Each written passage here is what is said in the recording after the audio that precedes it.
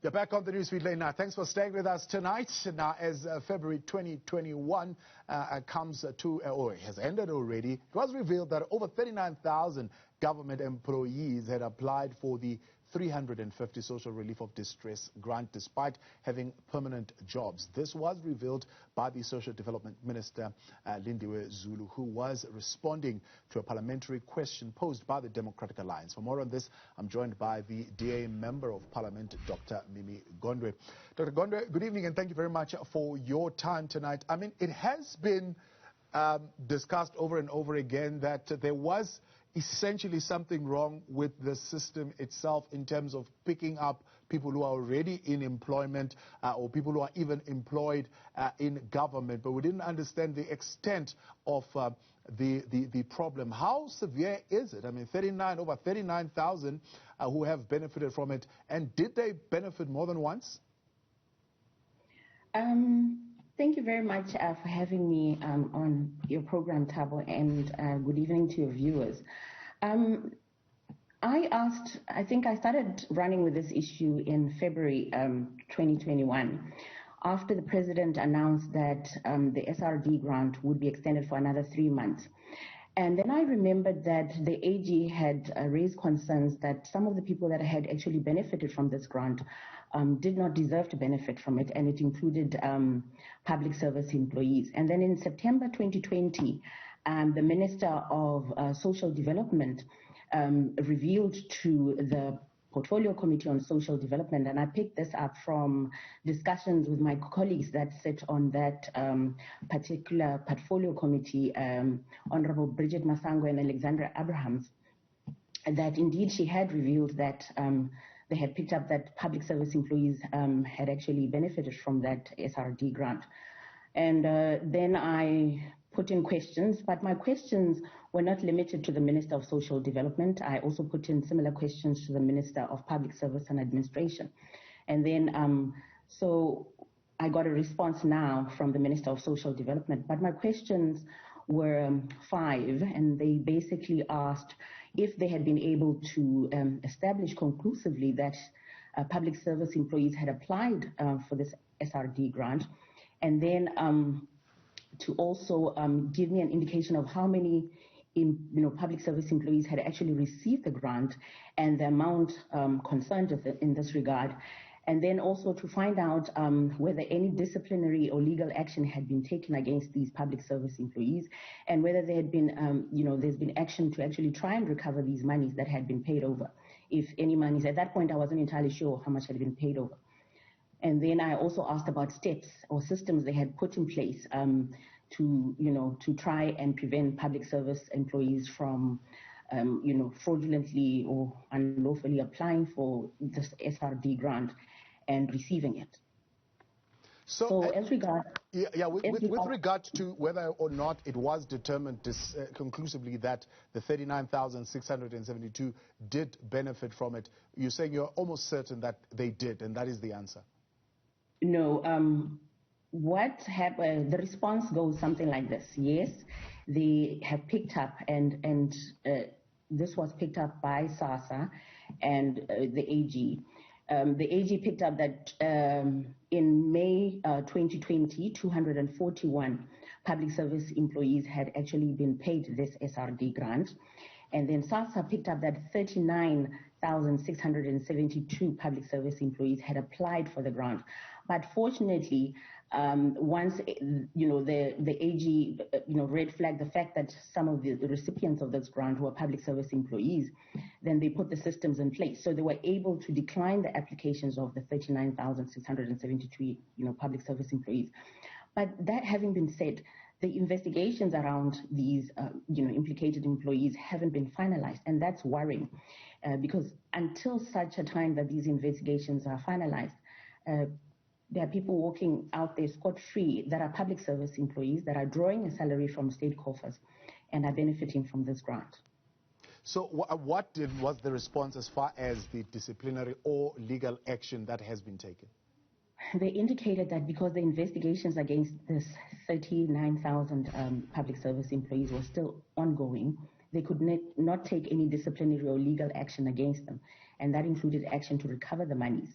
and this included the 241 employees who had received, who it's been established that they did receive the SRD grant.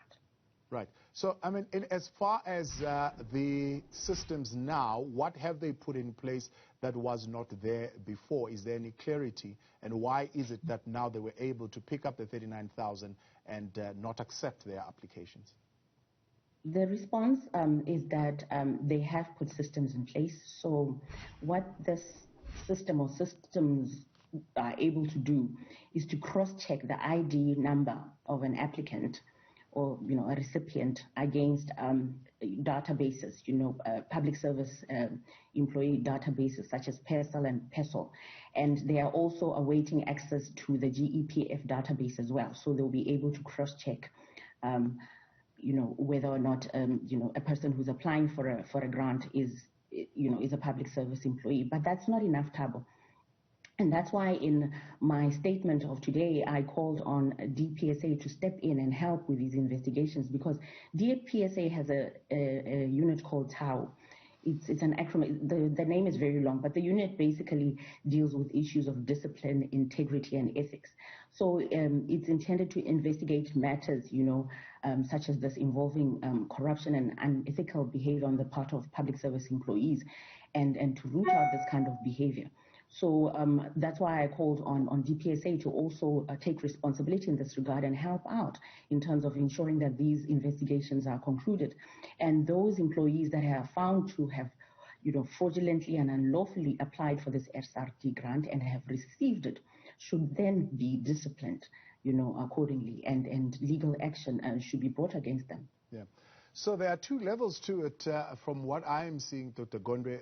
The one aspect is public servants who deliberately wanted to defraud the system, and those being investigated and those being taken through the disciplinary action. But on the other hand is a question about why was the system infiltrated? Was it just sheer incompetence? Was there something lacking in the hurry to distribute those funds, and processes were not followed? And therefore, who should take responsibility for the leaks and the loopholes in the system? I think it's a little bit of everything that you've mentioned, but this goes to show that our government systems, don't speak to one another. They should be integrated, in order to ensure that things like this do not happen. It cannot be right, and it must not be right, that public service employees that are drawing a salary benefit from this grant that's intended for the most distressed and vulnerable members of our society, that are being, affected by the socio-economic impact of the pandemic. And so, really, and sometimes I worry that we are reactive as opposed to being proactive when it comes to dealing with issues. So had this not happened, you ask yourself, would these systems have been put in place? Had the AG not even flagged this issue and looked at the management, the financial management of this social relief package, had they not picked up and flagged the issues, would something have been done? Would systems be integrated? And, and I want to give another example at a public service level. You find that an employer will leave Department A and they have a disciplinary issue pending, and they will get employed in Department B in the public service. That just goes to show that there's something terribly wrong with our systems, because they're not able to pick up such anomalies. And it's an anomaly. It cannot be right that an employee would have disciplinary proceedings pending in one department, and then they are offered employment in another department, and they just retire. I mean, they just resign from that other department, to avoid that disciplinary action. Yeah. So we've got a lot of work to do in terms of ensuring that our systems are integrated and they speak to one another. The left hand knows what the right hand is doing.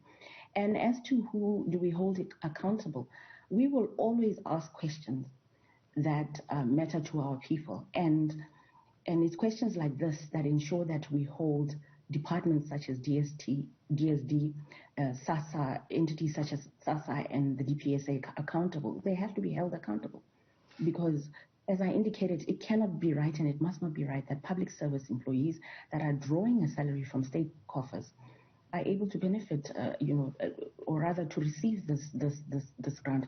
And if you look at the response that she gave me, she indicated that it's possible that some public service employees helping others, assisting others to apply for this SRD grant, and that's why they probably are coming across as people that applied for the grant or have received it. But you would think that someone's ID number, which is very unique, would be able to to give away that this person is a public service employee. So for me, it doesn't really make sense. Certainly. Now, of course, we do know that the grant expiry date has now been extended beyond the initial expiry that was put in place. But also, we know that the campaign is ongoing, and one would say maybe it's even gaining momentum and some traction to increase the grant from 350 to 585. Do you think this is the correct path to follow? Look, the fact of the matter is that our people have been severely impacted by this pandemic. It's unprecedented. None of us expected, it to hit us. And I don't know if we even predicted the magnitude of its, of its impact, especially on our society and our economy. But I do feel that where government can, it should continue to provide relief to people that have been affected. As for whether the amount should be increased, I'm not in a position to indicate that, because I think the Treasury will be better placed, to say whether or not we can afford to. But I do believe that where people need relief and need help, the government has an obligation to ensure that people are given the necessary relief. DAMP, Dr. Mimmy Gondwe, I appreciate your time. Thank you very much for joining us tonight here. Thank you very much, Tabo. Late night. All right, then.